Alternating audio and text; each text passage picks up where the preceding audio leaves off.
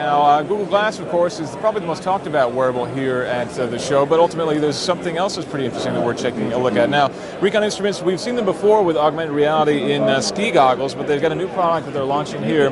This is called the Jet, and I'm actually going to have to take off my glass to put this on. This is an Android-powered augmented reality display, much like Glass, except as you can see, the display is actually down here below. It's got a dual-core processor on board and is packed with sensors, much more so than Glass. We've got an accelerometer, we've got GPS, we've actually got ANT and Bluetooth as well on here, so you can connect to wireless sensors, things like cadence sensors, power meters if you're a cyclist, heart rate monitors. You can get all that information piped into your Jet headset here, and that can be stored on board in storage and pumped into apps. Recon is actually launching an SDK here as well. This is going to be an extension of the SDK they've already got for their goggles already, which you can use to develop your apps and run on here.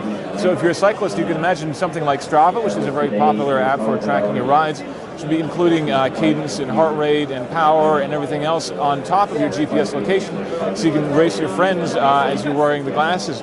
Now, the controls on here are somewhat similar to Glass, and there's a touchscreen here. It's an optical sensor, a lot like if you're familiar with the older Blackberries that had the kind of replacement for the trackball. It's right here, so you can use that to swipe forward and backward to control. Unfortunately, there's no mirroring, so I can't show you what the interface looks like, but right now it's a very simple Android-like UI. You kind of push in the button to select things. You can swipe around. I can see a compass on here. I can see a stopwatch on here. And there are a couple of demo apps on here as well. Obviously, this is going to be something that's going to require some support from developers before it gets to be really exciting.